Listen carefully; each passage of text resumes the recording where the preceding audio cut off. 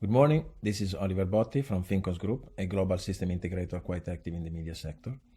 Today we're going to speak about NextGenTV launch. We are all ready for that. We have been working the last couple of years with Tier 1 broadcasters in the US market. And we collected these experiences together with the previous experience we had on the European market based on HBTV standards. We developed a revolutionary platform, which is the enabler of NextGenTV initiatives and the accelerator. And also, I promise I will showcase at the end of this presentation a sport gamification use case, which is really a killer app in sport live events. But let me recap a few key transformation drivers we have been observing on the market during the last years. Well, first of all, TV set is still the preferred device to watch high-quality videos. But when we say TV set, we don't necessarily mean the traditional TV, which is instead declining in terms of viewing time. In particular, then, mobile is enriching TV viewing. Google says that 66% of people is using mobile to expand the TV experience. And finally, competition is increasing and TV is getting global. We have assisted to a number of quite relevant merger and acquisition operations. I would like just to mention the acquisition of Fox by Disney or of Sky by Comcast. So in this new landscape, NextGenTV offers quite a good set of opportunities. NextGenTV first enables the interactivity of television, so to create a brand new user experience. And when combined with artificial intelligence and machine learning, it brings personalization to the next level. Finally, the promise of NextGenTV from the monetization point of view is to move the entire audience from being audience to being consumers. But let's recap the path that brought us here in the development to interactive TV, starting from research and reaching the production level.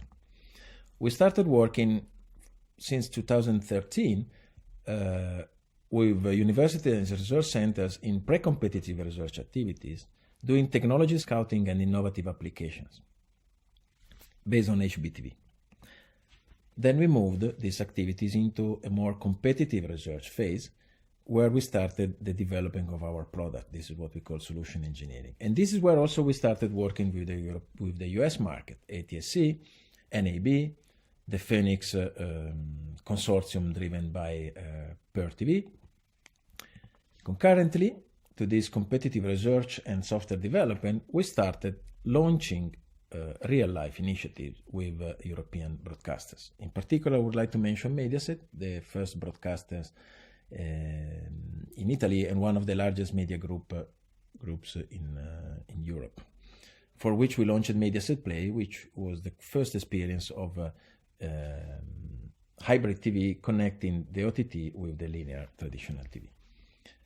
So we have been assisting to the evolution of interactive and addressable TV, where HBTV was laying the foundations for this new hybrid TV, introducing interactivity, addressable TV, personalization.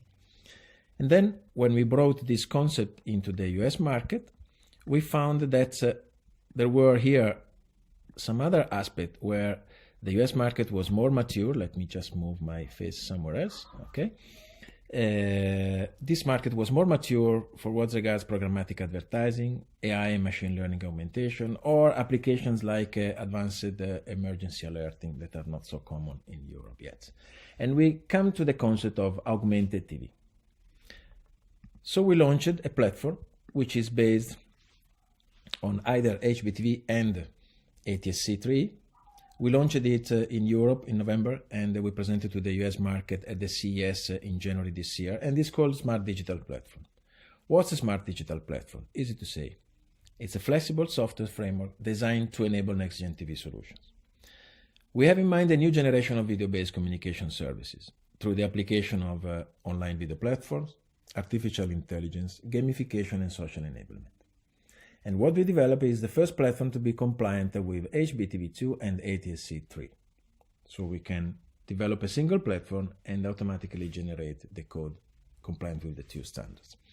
It's an open and modern framework, as you can imagine, based on the integration of best-of-breed solutions available on the market, based on microservices, SaaS, and agile and DevOps methodologies.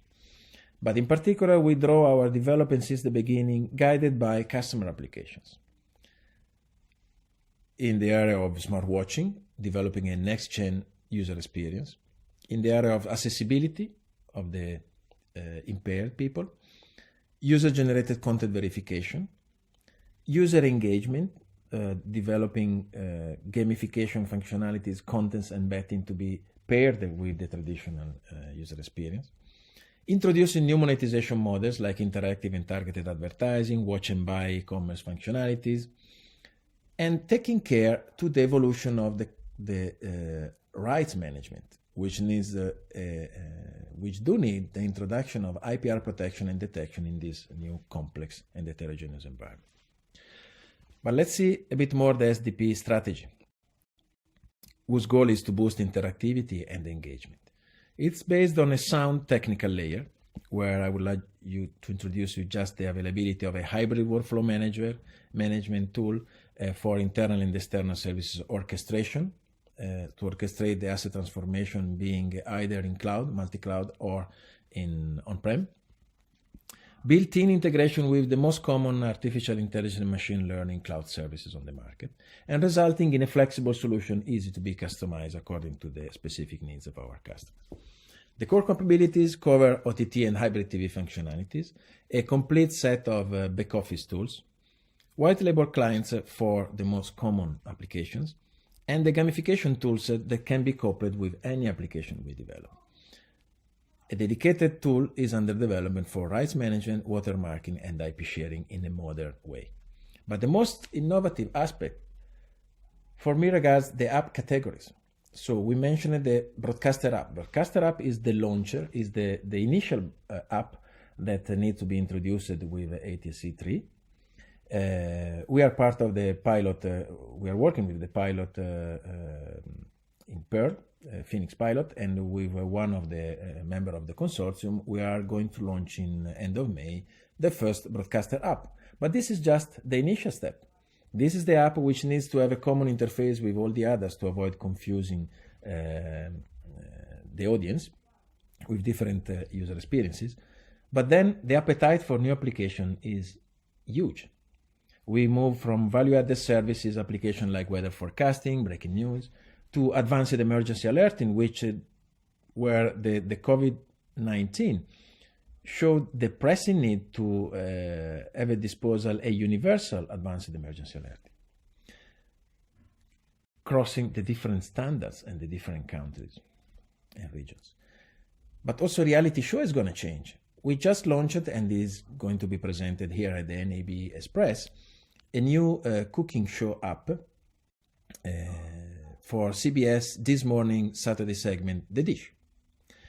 And it's cool. Please look for it on the web because it's really cool. But also the sport applications. We will see that we are combining live sports on the TV set with automated highlights production, for example, with restart functionalities on the TV set thanks to the broadband connection. But also smart watching, contents and betting, gamification. We will see more about this in a while. To be able to efficiently manage all these sets of applications and to follow the dynamicity that these applications require, we needed to redefine the application development entirely based on templates and automation. So we created a tool set which allows the application feature management, the application navigation configuration, the advertising configuration and all the monetization models, the complete monitoring of all the platform, and the hybrid workflow orchestration I mentioned before. But let's come to the killer app. COVID-19 is opening a new scenario. We need to be prepared to a stadium without fans. That's a new experience at all. We need to reinvent fan engagement, even for live events, which I think is one of the most consolidated TV format ever. We need to reinvent it, and not for a month, for a while more. So what we are presenting here is the possibility, thanks to ATSC 3, to create overlays which not only provide the real-time sports statistics as we are already used to, and it's an interesting application, of course. We are enabling to make questions to the audience which can answer in real time, which can get coins or points, depending on betting or contest, which can chat each other, which can appear on a leaderboard with gamification ranks. Not differently from Fortnite, for example, or any other esports. The kind of engagement we are creating is definitely new and stronger, inspired by the gaming world. So we are reintroducing the social dimension, even in sport, which for a while, we hope, are losing this dimension. So that's it for my presentation. To recap, we prepared this platform. It's ready, launched, already running for some customers. And we're just waiting for you to bring us your new needs and ideas. The craziest, the better for us. We will take the challenge with you. And as promised, now let me introduce you a couple of minutes to showcase the new killer app on sports that I promised.